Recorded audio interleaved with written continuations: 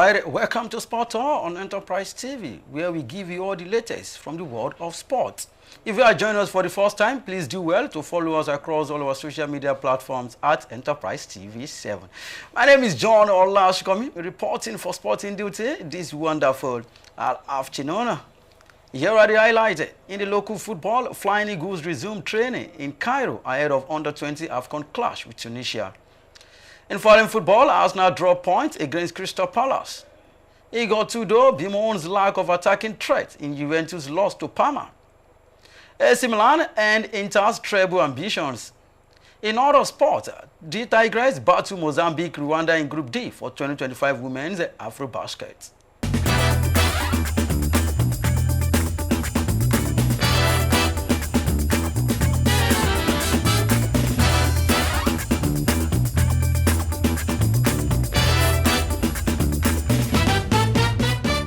Now let's feed you with the details. Starting with local football, Nigeria's under-20 national team, the Flying Eagles, held an intensive training session on Wednesday evening at the US Sports City training facility in Cairo, as preparations continue ahead of their upcoming AFCON fixture against Tunisia. The session, which began at 6 p.m. local time, 5 p.m. Nigerian time, lasted 90 minutes and placed strong emphasis on tactical drills and team coordination. Coaches focus on refining game strategies and enhancing cohesion among players following the team's pre-tournament friendly against Egypt under-20 side, the Young Pharaohs.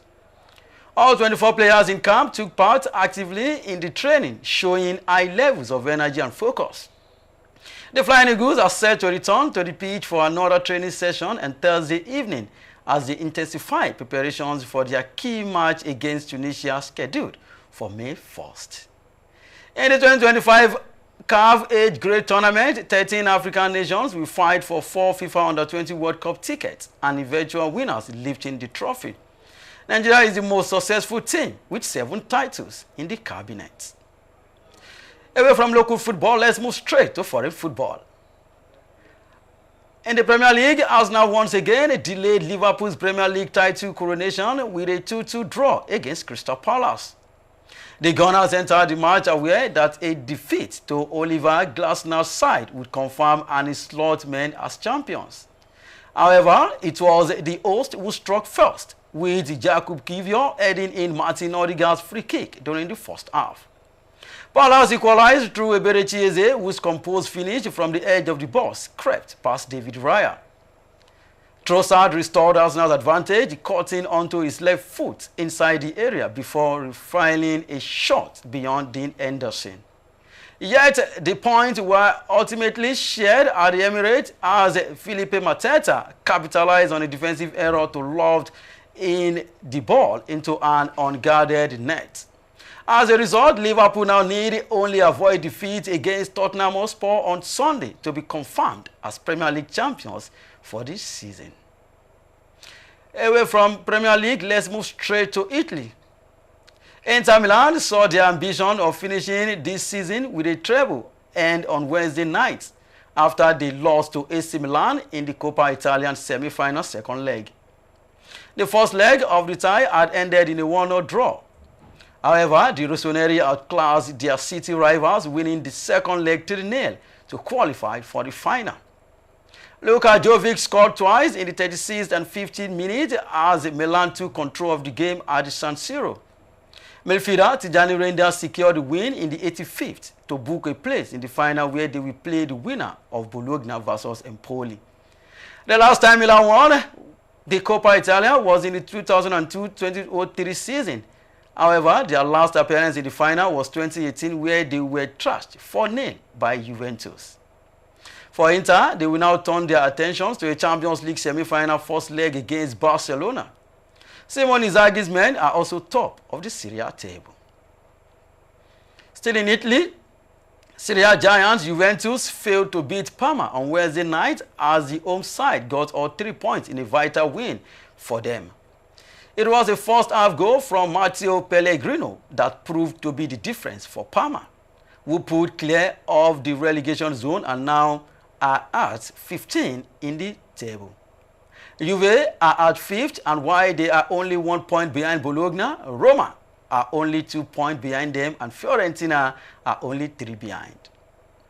It was Igor Tudor's first loss as Juve boss, and after the game, he was asked about the defeat. He spoke about the lack of attacking threats in the game. He said, and I quote, "Today we lacked a bit of everything.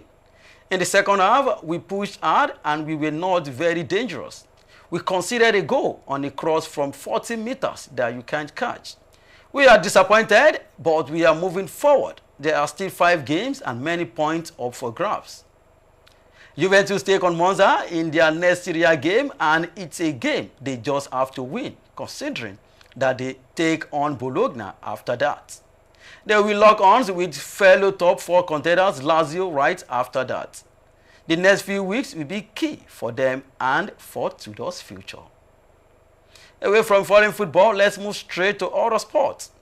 In the world of basketball, Nigeria's senior women's basketball team, the Tigers, has been drawn in Group D of the 2025 FIBA Women's Afro-Basket, alongside Mozambique and Rwanda, as they prepare to defend their continental crown for a 5th consecutive time.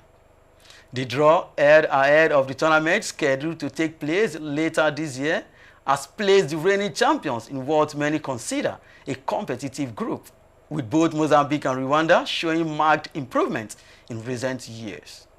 The Tigers, who have dominated African women's basketball over the last decade, will be aiming for an unprecedented 5th consecutive title, having emerged champions in the 2017, 2019, and 2021 editions. The Tigers coach, Rina Wakama, 32 years after a year in charge, became the first female coach to ever win an Afro-Basket title. She won Nigeria's 4th consecutive and 6th all-time Afro-Basket title, and also became the first coach to lead Nigeria to a win against a top 3 ranked team at the Olympics.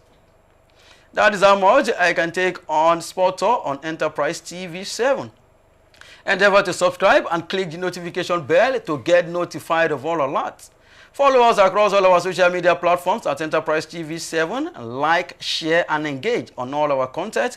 Visit our website at www.enterprisetvnews.com for all the news you can use, the inclusives, and the live updates. My name remains John Olashkomi. See you next time.